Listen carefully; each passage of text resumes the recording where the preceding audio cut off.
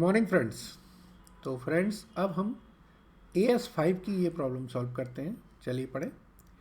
PQR limited is in the process of finalizing its account for the year ended 31 March 2018। The company seeks your advice on the following. Number 1, goods worth rupees 5 lakh were destroyed due to flood in September. A claim was lodged with the insurance company, but no entry was passed in the books for insurance claim. In March 18, the claim was passed with and the company received a payment of this against the claim. Explain the treatment of such received in final accounts. Friends, AS5 के हिसाब से ये हमारे prior period items हैं, क्योंकि ये transaction हमारे पिछले सालों से रिलेटेड है। तो ये प्रायर पीरियड आइटम है और AS5 कहता है कि आप अपना जो प्रॉफिट है वो इस मतलब प्रायर पीरियड आइटम्स बिल्कुल सेपरेटली डिस्क्लोज करें, जिससे कि आपका करंट ईयर के प्रॉफिट्स पर कितना इम्पैक्ट आ रहा है वो दिखा सकें।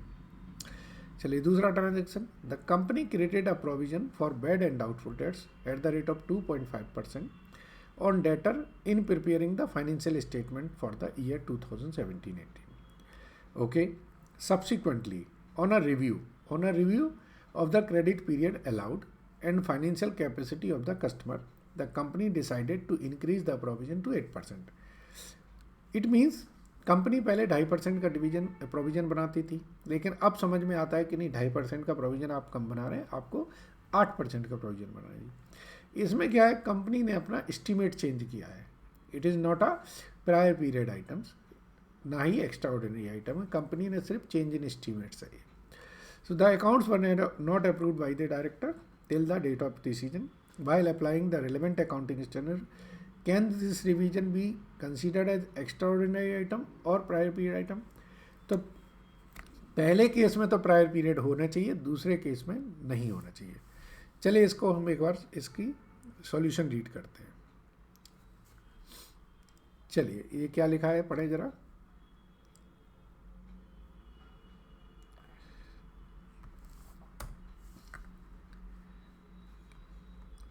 As per the provision of AS5, net profit or loss for the period and changes, AS5 है, prior period items are income or expenses which arise in the current period as a result of error or omission in the preparation of financial statement of one or more prior periods. Further, the nature and amount of prior period should be separately disclosed. ये line देखिए जो मैं समझ कह रहा था आपसे, ये लाइन इंपॉर्टेंट है। The amount of and nature should be separately disclosed. So in the given instant it is clear a case of error. ये जो आपका 5 लाख का इंश्योरेंस क्लेम है, इसके लिए बता रहे हैं कि it is a clear case of error and omission, so it should be treated as prior period item and should be separately disclosed.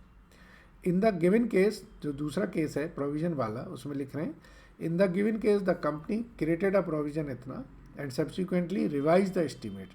So as per AS5, the revision in rate of provision will be considered as change in estimate and is neither a prior period item nor the extraordinary items. The effect of such change should be shown in the profit and loss account for the year ended March 18।